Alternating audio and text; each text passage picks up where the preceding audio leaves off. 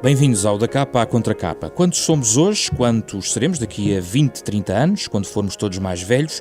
E de que falamos afinal quando o tema é envelhecimento da população?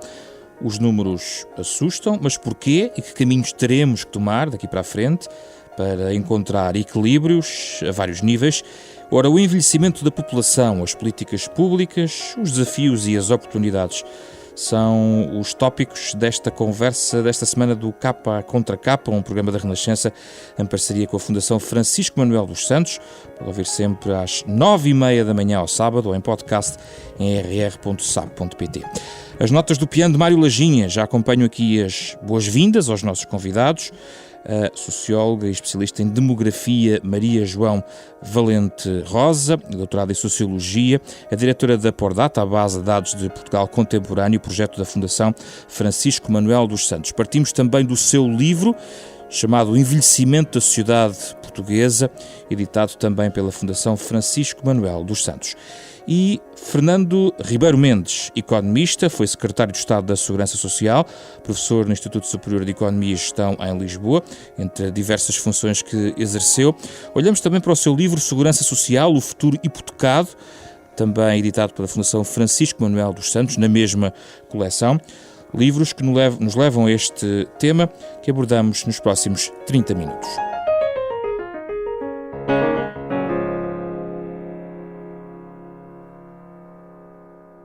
Bem-vindos, obrigado pela vossa presença.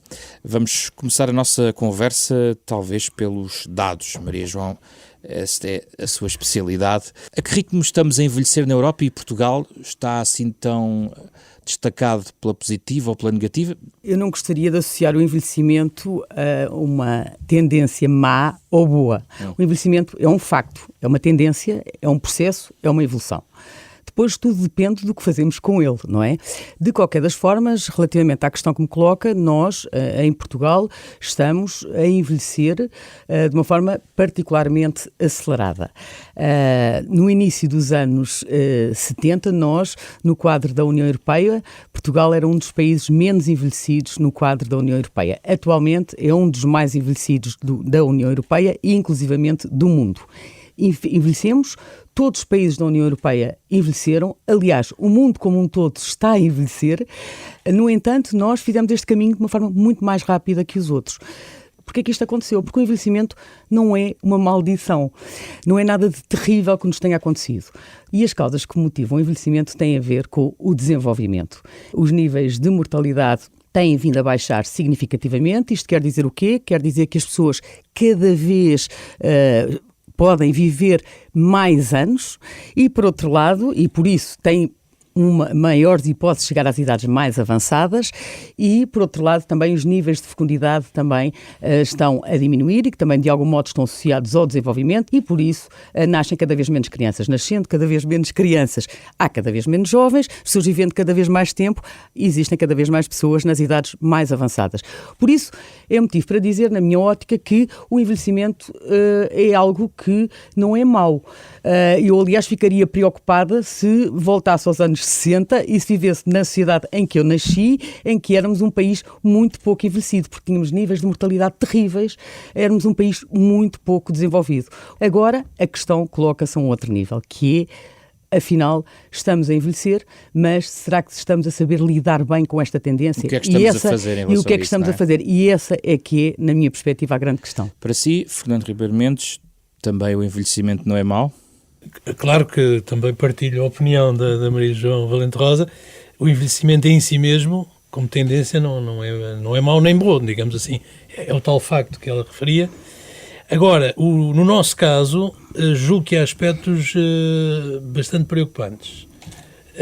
Um deles é que não estamos a envelhecer como povo, como sociedade, de uma forma particularmente saudável. Isto é, quando há um indicador, estou-me aqui a meter um bocadinho nos terrenos da demografia, mas há um indicador muito interessante que é o envelhecimento, a esperança de vida saudável, calculada para várias idades, mas a idade mais interessante é a dos 65 anos.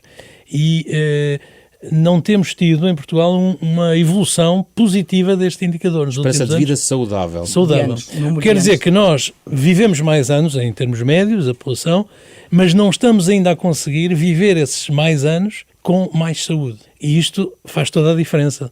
A quantidade, é claro que quando nós falamos em anos, estamos a falar em quantidade e a quantidade não é sinónimo de qualidade. Mas, na realidade, nós, em Portugal, relativamente à qualidade, temos alguma questão quando nos comparamos com os outros países da União Europeia. Os anos de vida saudável não têm acompanhado o número de anos que temos pela frente, principalmente no caso das mulheres.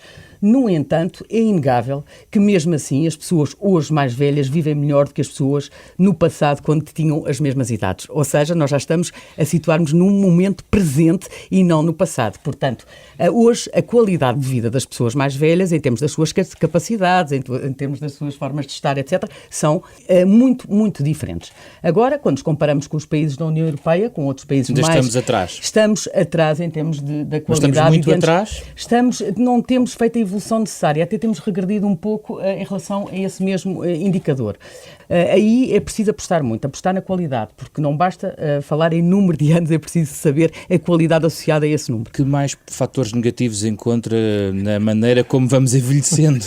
Eu estou-me a rir porque dá a ideia que eu sou o lado pessimista da conversa. Sublinhou a questão de que estamos a envelhecer e não sabe de uma maneira se é mais saudável. Sim, há um outro problema que é, nós não temos ainda as respostas coletivas necessárias para que esta qualidade de vida em idades mais avançadas seja garantida. Estou a pensar, por exemplo, o problema das dependências típicas das idades mais avançadas. Se as pessoas vivem mais anos, há patologias ou síndromes ou sintomas, de uma maneira mais genérica, que se acentuam em termos quantitativos, têm mais importância, porque a população no seu conjunto é mais envelhecida. Não estamos preparados para tratar dessa realidade? Ainda não, porque há muitas pessoas que a partir de uma certa idade estão a necessitar e vão continuar a necessitar nos próximos anos de certo tipo de cuidados, chamados cuidados continuados. Exato. Alguns deles de longa duração, outros de mais curta duração. E nós não temos nem as estruturas institucionais adequadas em número suficiente, em quantidade suficiente, e ao mesmo tempo não estamos ainda talvez a ter um comportamento coletivo, agora refiro-me para os mais novos, os que ainda não chegaram a essa idade, suficientemente preventivo dessas matérias. Hoje há uma incidência que penso que é significativa, por exemplo, da doença de Alzheimer ou outras demências próprias das idades avançadas, e eu pergunto-me se estamos a fazer a montante das pessoas que já estão neste grupo etário mais idoso e que estão onde há esta incidência, se estamos a fazer o suficiente em termos preventivos. Eu penso que ainda não estaremos a fazer o suficiente. Há aqui desafios, e com isto não estou a querer ser o pessimista, o velho do Restelo, mas há aqui problemas ainda por resolver e que, às vezes, na espuma dos dias, ficam um bocadinho na sombra. Naturalmente, existem essas questões muito importantes ligadas à saúde, mas é preciso distinguir um bocadinho as águas na minha ótica, que é, o envelhecimento não é uma doença. E muitas vezes nós, quando pensamos em envelhecimento, estamos a pensar em pessoas doentes. Nós não estamos a pensar em pessoas doentes. Quando falamos do envelhecimento demográfico e do envelhecimento da população, não estamos a falar de uma cidade doente. Estamos a falar, sim, muitas pessoas que anteriormente morriam por outros motivos, vivem mais tempo e começam a desenvolver um certo tipo de patologias que depois a sociedade como um todo deverá estar atenta para conseguir responder da melhor forma a essas necessidades. Mas as pessoas estão a chegar aos 80, estão a chegar aos 90 e é nessas idades que muitas vezes as grandes patologias começam a afirmar. Mas não pensemos que isto que estamos perante uma sociedade doente, porque, reparem, quando falamos de envelhecimento, numa ótica da demografia, estamos a falar de pessoas com 65 ou mais anos. Ou seja, está a colocar a questão entre uma terceira e uma quarta idade. Uma quarta idade, exatamente. Exatamente. Mas quando falamos de envelhecimento, falamos no todo, que é 65 ou mais. Estão todos incluídos. Em primeiro lugar, As pessoas, como sabemos, não são todas iguais. Todos nós somos diferentes. Este grupo não é de todo homogéneo do ponto de vista das pessoas que compõem, não é? Há pessoas com mais saúde, com menos saúde, pessoas mais altas, pessoas mais baixas, mais gordas, mais magras, etc. Bem, portanto, temos os 65, é uma idade, assim, uma idade um bocadinho estranha, porque as pessoas hoje vivem melhor. Hoje, uma pessoa com 65 anos nada tem a ver com uma pessoa com 65 anos há umas décadas. São pessoas muito mais próximas das novas tecnologias, são pessoas que sabem que vão viver mais tempo, coisa que os seus pais foram apanhados de surpresa, muitos deles, com este tempo, com este bónus de vida. São pessoas que estão habituadas a consumos muito mais diversificados, são pessoas que têm competências várias. No entanto, continuamos a classificá-las como pessoas que já pouco importam para a sociedade. Deixa-me colocar a questão do ponto de vista, por exemplo, do trabalho. Há cada vez mais pessoas acima de 65 anos, na tal terceira, não na quarta, que estão a trabalhar. Essa é uma tendência crescente de pessoas que depois dos 65 anos mantêm-se ativos como Eu poderia dizer-lhe que existem casos, mas há um forte estigma em relação à idade. Ou seja, as pessoas que querem continuar a trabalhar a partir de certa idade, eu não diria 65, até diria 55, são fortemente discriminadas em relação a outras. E o que é estranho, porque o que vale nesta sociedade, penso eu, que nos faz a diferença em relação aos outros, é o conhecimento. E o conhecimento, que eu saiba, não tem idade. People keep pointing out how the presidency has aged me.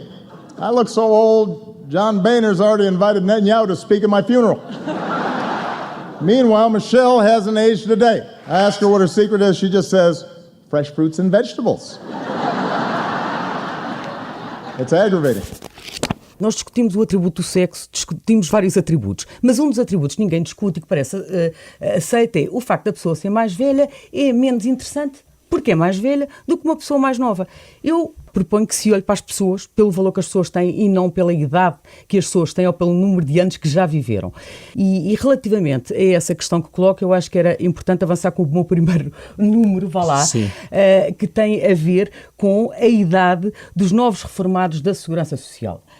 E é interessante notar que, são dados que constam da Pordata, é interessante notar que em 2016 a idade dos novos reformados da Segurança Social foi de 63,2 anos, eu tenho aqui o papel à frente, e dos novos pensionistas da Caixa Geral de Aposentações foi de 62,8 anos, ou seja, muito abaixo dos tais 65, ou seja, nós, para além de vivemos mais tempo, de mantermos muitas competências até mais tarde, o que é um facto é que muitas pessoas saem do sistema mais cedo e a sociedade como um todo olha para isto como de uma forma totalmente natural.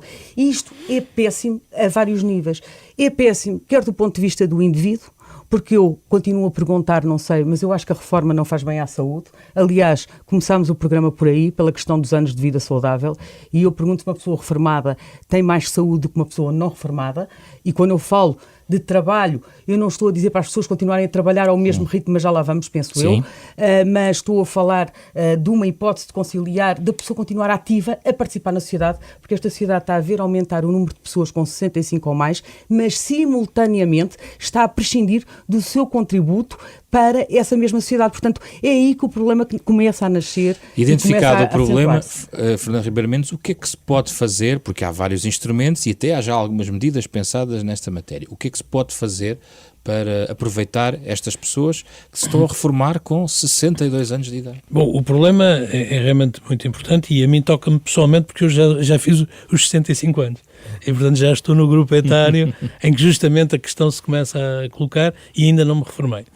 É difícil de vencermos estas representações a que a Maria João fazia referência, porque estão muito arraigadas, sobretudo em muitos decisores que são importantíssimos, porque são eles que decidem quem é que vão contratar, quem é que vai continuar a trabalhar nas suas empresas quando têm programas de redução de efetivos e quem é que vai entrar. E realmente esta ideia feita de que as pessoas mais velhas são menos interessantes do ponto de vista produtivo do que as mais novas, tem que ser superada de alguma maneira, não é? Como é que pode ser superado? Que mecanismo está a pensar? Eu julgo que, por um lado, pode haver incentivos da parte das políticas públicas. não tem o efeito automático, quer dizer, o facto do Estado dar uma facilidade, seja no plano fiscal, seja no plano parafiscal, digamos, das contribuições para a Segurança Social, por exemplo, dar alguma facilidade aí, alguma vantagem para que as empresas possam contratar ou possam manter mais tempo os seus empregados que atingem as idades mais avançadas, não funciona automaticamente, como eu dizia. Mas é um estímulo dar alguma vantagem que leva a ponderar no cálculo de custos e benefícios associados a cada pessoa que está empregada ou que esteja em situação de poder ser recrutada. Vale a pena ter aí alguns incentivos que deem esse sinal. Por exemplo, reduzir a contribuição social que incide sobre a empresa e sobre o próprio trabalhador. Quando ele já está reformado, e aqui é preciso ter em conta que o nosso sistema permite que a pessoa reformada por idade, ou seja, que tem a sua pensão de velhice, seja no sistema de segurança social ou na Caixa Geral de Apresentações ou outros subsistemas que ainda existem, nada impede que ela, quando está reformada, continue a trabalhar num novo emprego. Não pode continuar no mesmo, digamos assim, mas pode continuar no mercado de trabalho. E portanto, se calhar, há aqui também um efeito que pode, não sei quantificá-lo, mas pode haver aqui algum aspecto ilusório. Ou seja, quando nós dizemos que as pessoas estão a sair muito cedo do mercado de trabalho e a passar à reforma, pode isto estar um bocadinho exagerado, porque elas podem não estar exatamente em situação ociosa, digamos assim, ou sem emprego, sem algum tipo de trabalho. Por um lado, elas podem estar, e há muitas pessoas que estão a fazê-lo, em atividade voluntária. Uhum.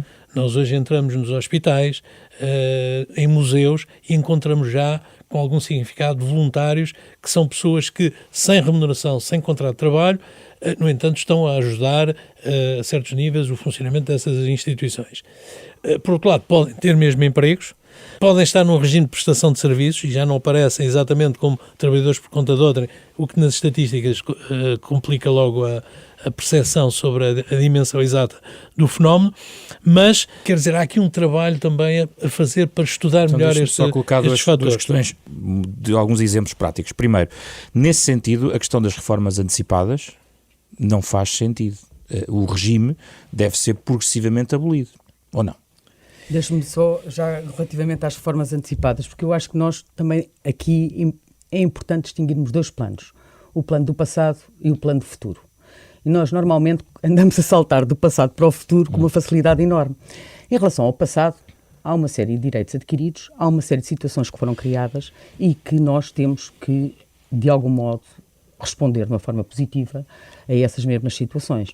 E é claro que quando falamos de desgaste de pessoas que tiveram não sei quantos anos a trabalhar numa determinada profissão muito desgastante, etc., etc., aí nós temos isso, são direitos que foram adquiridos e as pessoas não estavam a contar com mais nada, as pessoas estavam a contar, não se prepararam. Agora, há um outro ponto que eu acho que é muito importante, que é, neste momento, pessoas com 50 anos, com 40 e mesmo com 60, sabem que vão viver mais tempo. E essa discussão, mesmo do ponto de vista político, tem que ser tida, porque nós não podemos continuar a arrastar uma herança do passado, que foi uma herança que fez todo o sentido numa sociedade totalmente diferente, e continuamos a arrastar este pesadelo e a esticar a fórmula, e a esticar os mecanismos para que a fórmula funcione, quando, no fundo, o que está aqui em causa é pessoas com 40 anos. Muito bem, uma pessoa tem que se preparar para mais anos de vida, para este bónus que a sociedade lhe dá. Não são só direitos, também são deveres, e é importante que a pessoa continue incluída no sistema. E para isso precisa de tempo para se formar, de tempo para preparar uma segunda ou uma terceira carreira, sei lá. Portanto, não tem que entrar numa determinada atividade e sair dentro daquela carreira onde começou, porque é muito natural. E eu compreendo que muitas pessoas, quando chegam ao fim da idade, acabam por sentir uma libertação em relação ao trabalho que tinham. Porquê? Porque entraram, imaginando, a apertar porcas, e no final da vida continuam a apertar, mas já estão cansadas, já não têm a mesma força, já não veem da mesma mesma maneira, já apertam muito pior e, por isso, a própria entidade patronal também já considera que é uma libertação se a pessoa sair dali porque não a quer ali. Mas a pessoa, entretanto, ela perdeu valências numa área, mas pode ganhar valências noutra. E é aí que a sociedade tem que começar a investir fortemente. É dar valências às pessoas nos vários momentos da sua vida, porque o conhecimento não acaba ou não deve acabar aos 20 anos ou aos 25, o conhecimento deve prolongar-se ao longo da vida. E promover o conhecimento e também promover uma forma de olharmos para as pessoas em função daquilo que elas valem e, simultaneamente, sabermos avaliar as pessoas, que é outra questão. Nós temos um problema gravíssimo em Portugal também, que é a questão da avaliação. Nós não avaliamos as pessoas em função daquilo que elas fazem, da sua produção, mas em função do número de horas que estão, etc. Portanto, há aqui um sistema todo que tem que ser mudado. E não é cedo para começarmos a discutir este problema de uma forma mais profunda, porque o que até agora temos vindo a fazer é discutir os problemas à superfície e os problemas vão se agravando porque de ano para ano, e a boa notícia é para o ano, ou a má notícia, com outras perspectivas, ou a notícia neutra, é que para o ano vamos estar mais envelhecidos que hoje e que daqui a 2 anos vamos estar ainda mais. Portanto, não esperemos que com a natalidade, aumentos de natalidade, vamos deixar de envelhecer, como alguns insistem em dizer. Segundo, a imigração é muito importante para estas questões, mas não vamos deixar também de envelhecer, embora a imigração possa atenuar os níveis de envelhecimento. Portanto, no essencial, nós vamos viver numa cidade cada vez mais envelhecida. Logo, como é que nós vamos lidar com isto, quer do ponto de vista político, quer do ponto de vista individual, porque isto também estamos a falar de pessoas, não são só os políticos que mandam. E as pessoas também têm que ter uma atitude em relação à sua vida. Bom, à partida, as reformas antecipadas, nesta perspectiva de futuro, digamos assim, não se justificarão. As reformas antecipadas foram um mecanismo que ganhou alguma expressão para resolver certas situações particulares. Estou a pensar no que sucedeu, sobretudo, anos 90 do século XX aqui em Portugal e no resto da Europa, foi semelhante. Foi preciso fazer reestruturações de setores inteiros, porque com a globalização começou a haver uma concorrência muito forte. E esse contexto não está já esgotado? Penso que substancialmente sim, em grande medida está esgotado. Agora, e nesse sentido não se justifica. Claro que depois aqui interferem também fatores ideológicos. Digamos assim, repare-se um bocadinho a discussão que tem havido sobre as reformas antecipadas neste momento e no quadro da atual maioria que nos governa. Há posições muito ideológicas de querer manter ou facilitar a saída do mercado de trabalho. Normalmente mais à esquerda, digamos assim. E as posições mais moderadas são muito mais cautelosas nessa matéria. Portanto, a ideologia aqui pesa e por isso talvez apareça agora esta fórmula algo bizarra, não é? De uma reforma antecipada para pessoas que já tenham 60 anos e que tenham trabalhado 48 anos. À letra, teriam de ter começado aos 12.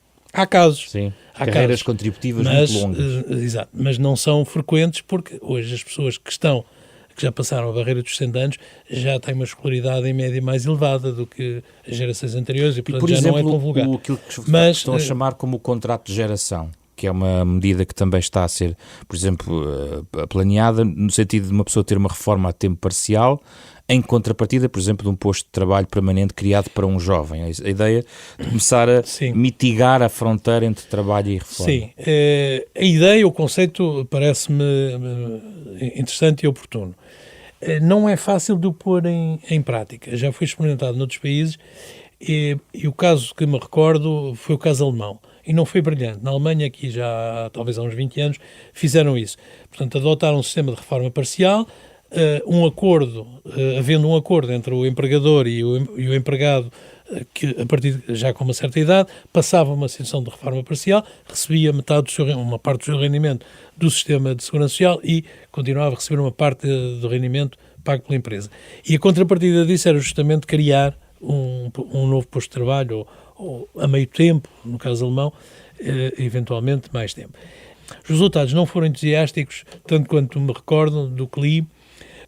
Sobretudo a partilha do posto de trabalho não funciona bem.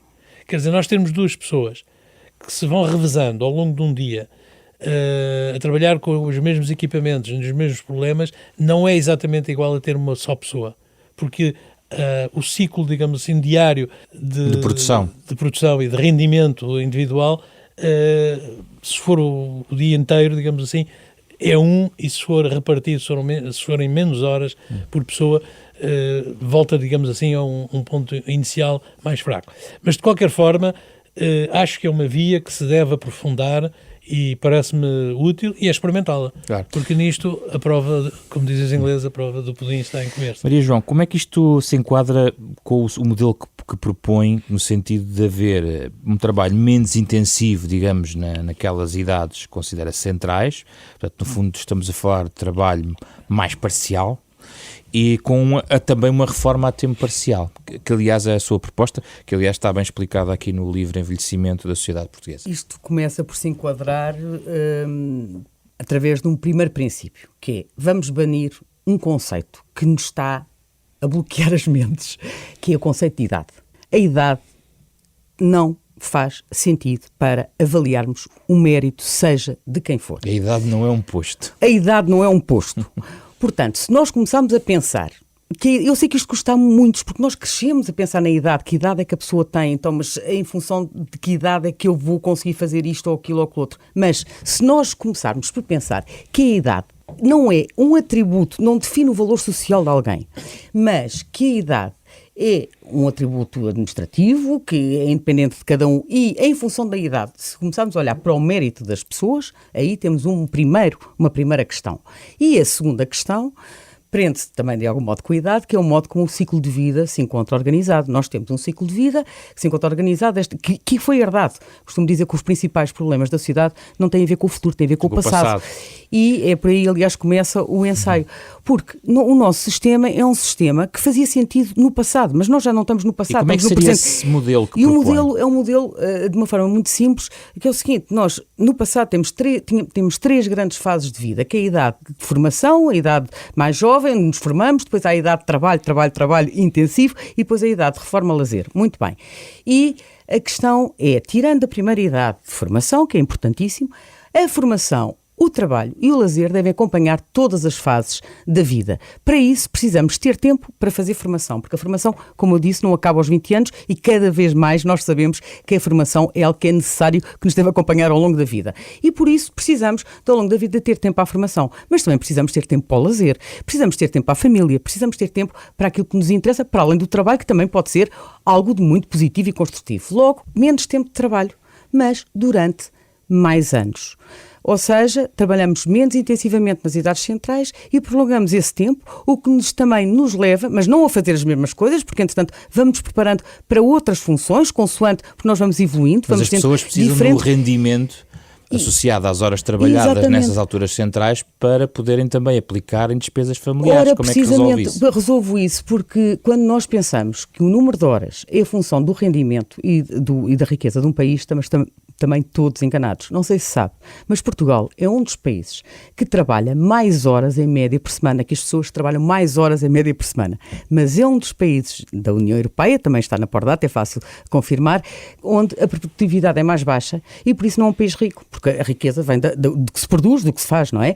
Portanto, o número de horas, o facto de trabalharmos mais horas, não significa que ganhemos mais. Países que têm trabalho a tempo parcial, países, por exemplo, do norte da Europa, em que o trabalho a tempo parcial está muito implementado, quando olhamos para as remunerações médias, como são países ricos, e que esse pouco tempo que as pessoas trabalham com bem, grande produtividade, isso reverte a favor do rendimento. Portanto, trabalhar a tempo parcial não significa necessariamente a termo, não significa redução das remunerações. Aliás, eu lembro que é um bom exemplo, aquele senhor multimilionário, que é o Carlos Slim, o mexicano, um senhor que tem um enorme êxito no mundo. Sim. E que ele propõe 3 dias de trabalho para os seus trabalhadores. E o resultado que ele observou é que os trabalhadores, em vez de produzirem menos, passaram a produzir o mesmo ou mais, porque vinham muito mais satisfeitos. Entretanto, tinham tido tempo para fazer as suas formações, tinham tempo para estar bem com eles próprios e, no essencial, quando chegavam, produziam de uma forma completamente diferente. E ele não se libertou falou deste modelo. E este senhor é um grande exemplo de um multimilionário. Não significa que nós sigamos o exemplo, mas, para todos os efeitos, o trabalho a tempo parcial não significa, quando eu falo de trabalho a tempo parcial, quando falo de reforma a tempo parcial, não significa nada do que se está a pensar em termos de diminuição de remunerações. E este modelo, que é um modelo interligado, é um modelo interligado, este modelo tem vários méritos. Começa por ter um mérito do ponto de vista individual, porque a questão da coesão social é uma questão extremamente importante e é importante que as pessoas, ao longo das várias fases da sua vida, cada uma à sua maneira, continuem interligada e a pensar que outros esperam alguma coisa de nós e não apenas olhar para o passado e para aquilo que já fizeram quando eram mais novos. And may you stay forever young. May you stay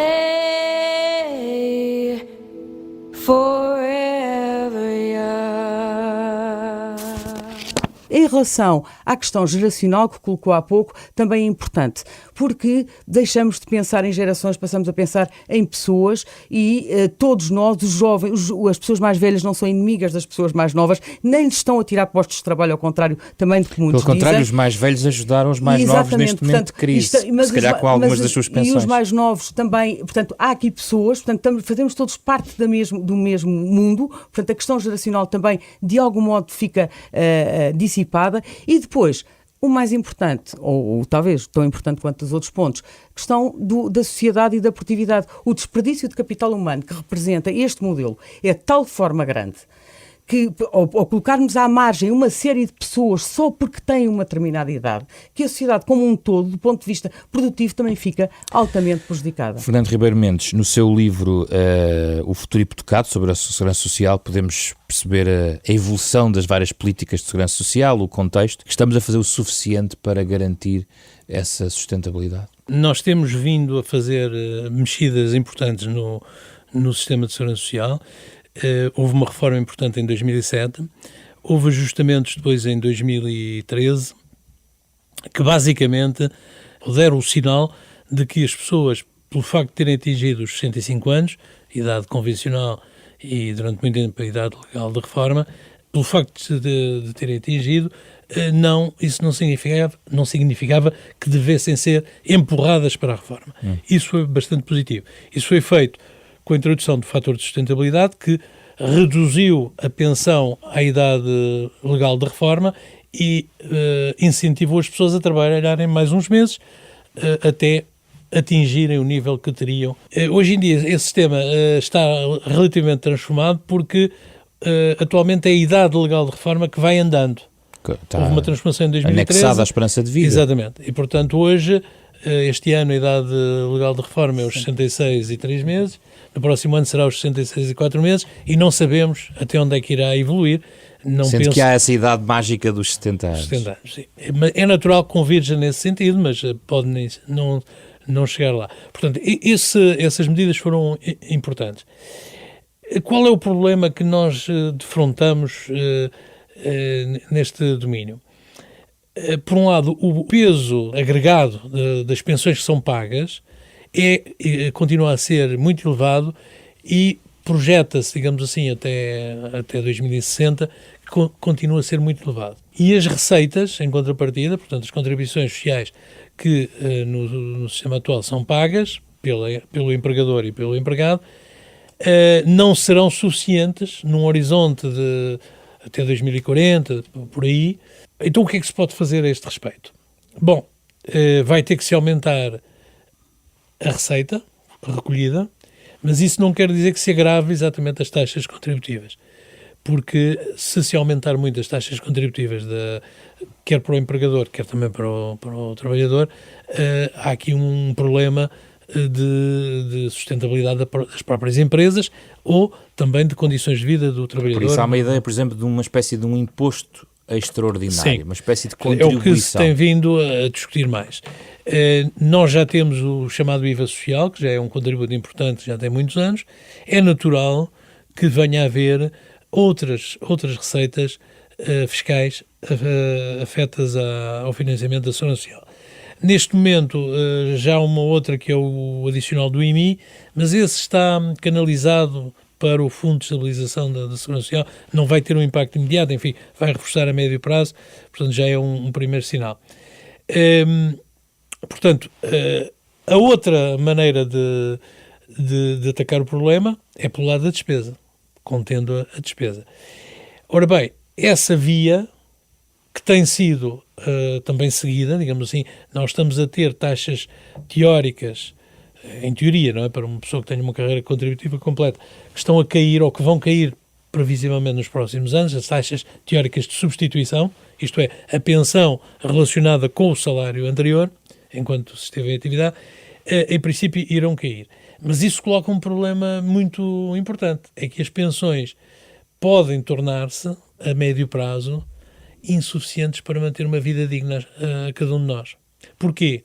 Por um lado, porque a base salarial não está a crescer em termos médios para o conjunto das pessoas que estão em atividade. Pensões mais baixas, não é? Portanto, a base salarial é irregular, é cada vez mais irregular. As pessoas têm rendimentos ao longo da sua vida, os mais jovens têm períodos em que ganham melhor, mas depois têm períodos prolongados ou de desemprego ou de empregos piores. E, por outro lado, a duração, digamos assim, da atividade também não está, do período de atividade, não está ainda muito clara se vai prolongar ainda mais ou menos, não é?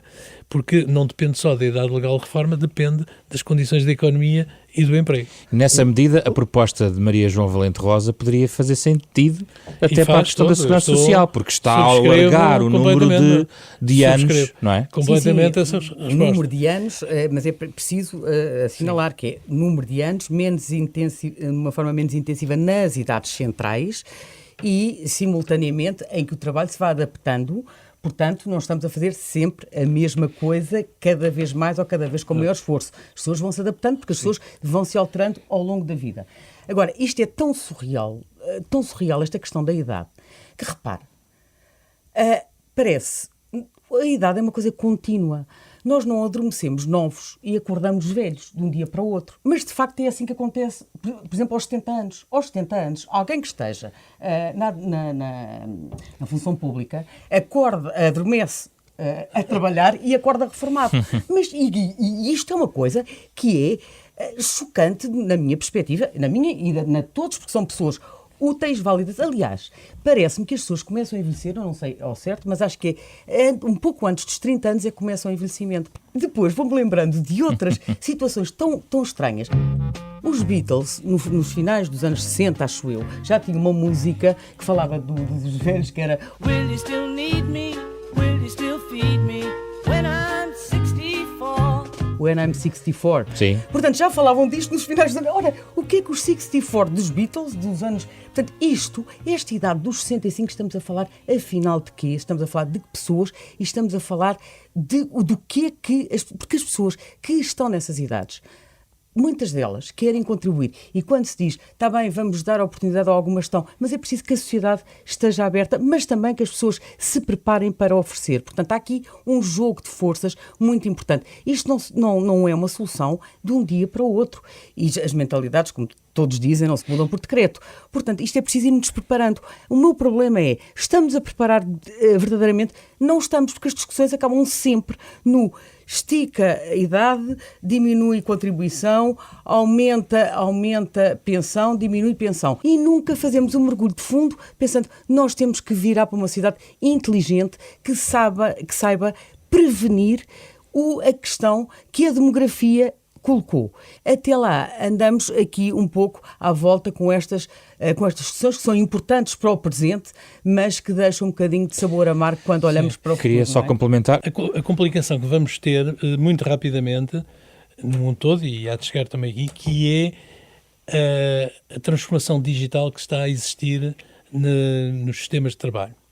E quando nós lemos que, por exemplo, uma Amazon entrou na economia ou na atividade das cadeias de distribuição alimentar e outras, e suprime praticamente toda a intervenção humana que gera emprego no serviço ao cliente, em que as pessoas entram em grandes superfícies e recolhem, e está tudo já automatizado e informatizado e é debitado no seu cartão no seu cartão de crédito, e portanto não é necessário muita gente ali como hoje temos nas caixas e a fazer a reposição hoje do que vai saindo das prateleiras também está a ser automatizada.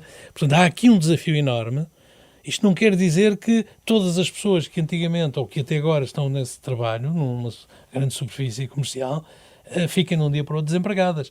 Mas pode suceder se não prepararmos a transição. Exatamente. E, portanto, se não soubermos apostar, como há pouco a Maria João dizia, nas qualificações das pessoas, nas novas competências, para o que ambos estão a dizer é que estou a concordar, que há uma enorme urgência e já estamos atrasados em relação ao debate. E se me permite a nota negativa, já que é essa a especialidade hoje aqui, vamos perder esta aposta. Isto é, vamos ser confrontados bem à portuguesa com a situação de facto e não a preparamos. Porque no passado pode ser que haja uma mudança radical nos nossos comportamentos coletivos e individuais, mas no passado nunca nos preparámos para nada. Nós fomos apanhados normalmente de surpresa. Veja-se a nossa história dos últimos 50 anos, não é? Quer dizer, andámos sempre atrás do prejuízo, corremos atrás do prejuízo, como diz o fadista. Devíamos ter descolonizado muito mais cedo, não, lá estávamos, uma guerra colonial terrível, cheia de sacrifícios para todos os que participaram nela e para o país no seu conjunto e para os países colonizados. Foi à última da hora que se fez a mudança. E ao nível micro isto também se passa, isto é, nas empresas, nas atitudes, e portanto eu aí não estou muito otimista. Agora, acho que é urgente falar-se sobre isto e acho que os média aí têm um papel muito importante. É o que estamos a fazer. Exatamente. Vamos às sugestões que trazem para os nossos ouvintes. Podem ser ou não relacionados com este tema. Comece por si, Maria João. Bem, lembrei-me aqui de um livro que me marcou muito, que é um livro do Oscar Wilde, O Retrato de Dorian Gray. É um livro que tem muito a ver com a nossa conversa. Dorian Gray era um jovem belíssimo, lindíssimo, muito sensual, fantástico enquanto era novo. Entretanto, o retrato, ele resolve aprisionar a sua alma, vá lá, a um retrato que vai envelhecendo em vez da própria pessoa envelhecer. Portanto, ele mantém-se eternamente jovem e é o retrato que vai envelhecendo por ele. E o resultado disto tudo é que ele, o próprio, transforma-se num monstro, porque há aqui uma dualidade muito grande entre o processo propriamente dito e o não aceitar, o recusar, o viver fora desse processo. E é um pouco o que nós estamos a viver a propósito desta conversa do envelhecimento. Nós estamos a envelhecer enquanto sociedade, mas no essencial nós continuamos a pensar que o que seria bom era mantermos eternamente jovens e por isso vamos tentar pôr os travões, mas como os travões não existem, então vamos avolumando os problemas e para o ano com certeza estaremos aqui de novo a falar, já com valores mais acentuados do que os de hoje e no próximo ano e assim sucessivamente. Portanto, o retrato de Dorian Gray parece-me um excelente exemplo daquilo que nos pode acontecer no futuro. Uma obra muito atual, sendo de 1890. Exatamente. Fernando Ribeiro Mendes. Eu trago, já que fui sempre pessimista até agora, trago uma mensagem mais positiva na minha escolha, porque lembrei-me de um filme que vi há poucos anos e que esteve no circuito comercial aqui em Portugal e também tem passado nas televisões e que muita gente se recordará, chamado O Estagiário, em que justamente com aquele ator, pelo menos para as pessoas da minha geração diz muito, que é o Robert De Niro, a personagem que ele interpreta é justamente um sénior, uma pessoa, um idoso, já reformado, que teve uma boa carreira profissional e que está com a vida vazia e aceita uma possibilidade que é ser estagiário, apesar da sua avançada idade, numa empresa onde resolveram, por aquelas questões de imagem da própria empresa, resolveram abrir essa possibilidade de recrutar séniores.